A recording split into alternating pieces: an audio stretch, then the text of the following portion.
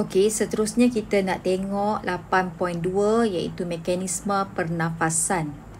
8.2 di muka surat 132 buku teks. Okey, mula-mula sekali cikgu nak sentuh mekanisme pernafasan untuk serangga. Okey, yang ini saya dah ringkaskan nota untuk awak.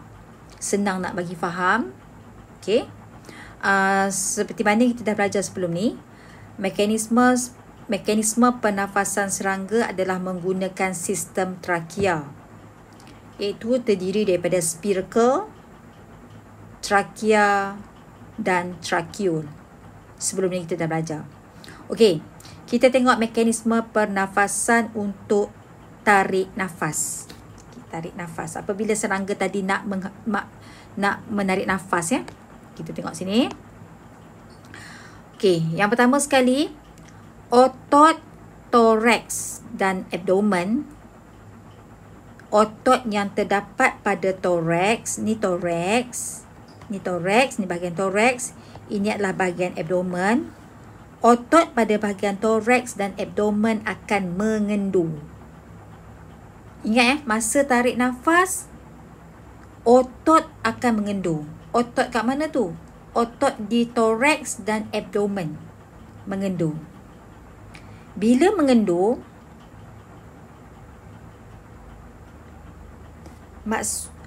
tekanan dalam trakea akan jadi rendah.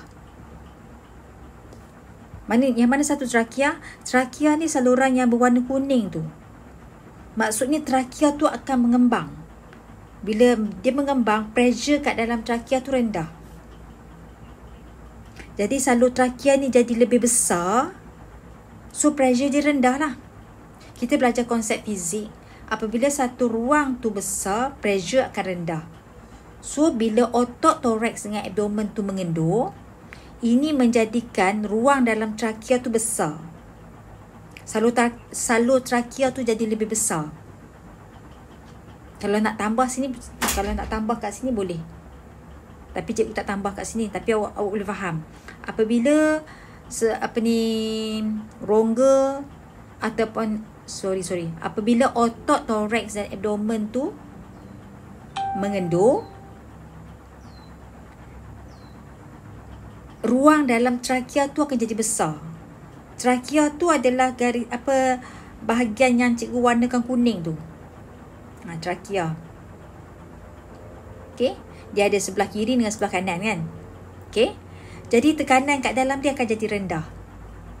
Rendah, tekanan dekat luar tu akan tinggi. Tekanan kat dalam trakea ni rendah. Okey, tekanan dekat dalam trakea ni rendah, tekanan dekat luar tinggi. Tekanan dekat luar tinggi. Nampak tak? Jadi, apa yang berlaku? Udara yang ada oksigen akan masuk melalui spiracle. Masuk ke sini. Udara ni akan masuk ke sini. Masuk melalui spiracle, pergi ke trakea, dan seterusnya ke trakeol, dan seterusnya ke sel badan. Macam itulah perjalanan dia. Okey? Simple je. Okey?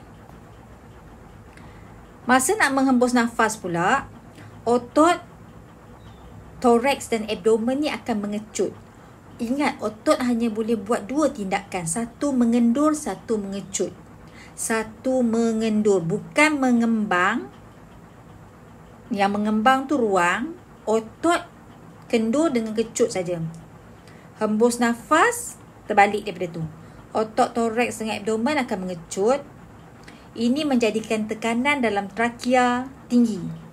Tekanan dalam trakea tinggi berbanding atmosfera. Tekanan kat dalam tinggi, tekanan kat luar rendah.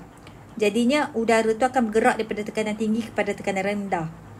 Akibatnya aliran udara, karbon dioksida. Tadi oksigen kan, sekarang ni karbon dioksida.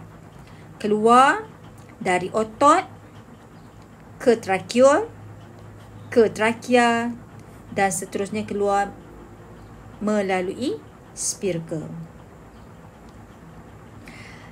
Serangga dia tak gunakan darah sebagai sistem pengangkutan gas respirasi sebab dia memang tak ada darah.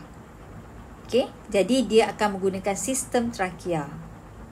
Sistem trakea ni mengangkut oksigen terus direct daripada atmosfera masuk ke spiracle, masuk ke trakea, masuk ke trakeol dan terus ke sel badan. Satu trakeol akan connect dengan satu sel badan. Satu lagi trakeol akan berhubungan dengan satu lagi sel badan. So, banyaklah trakeol. Trakeol ni memang banyak. Dan dalam serangga, saya ingatkan lagi sekali, trakeol adalah merupakan permukaan respirasi. Simple Cikgu dah mudahkan untuk awak. Saya dah simplekan untuk awak. Jadi, untuk nota, salin je kotak kat atas tu. Salin kotak ni untuk nota. Gambar rajah ni cikgu rasa tak perlu. Tak perlulah lukis. Tak perlu lukis sebab complicated sikit. Tak perlu lukis. Saya ambil daripada Google. Saya nak bagi awak faham. Nak bagi awak faham. Yang warna kuning tu trakea. Yang ni trakea. Masih lagi trakea. Yang warna putih ni trakeol. Yang saya highlightkan sekarang trakeol. Yang warna biru ni adalah sel badan. Ya, yang warna biru ni adalah sel badan. Yang ni trakeol. Okey? Ni nak bagi faham. Sebab dalam buku teks ada gambar macam ni. Saya nak jelaskan pada awak supaya lebih jelas. Ya? Okey? Jadi untuk nota, ingatkan lagi sekali, salin saja kotak ni. Okey? Nanti kita tengok pula untuk haiwan lain.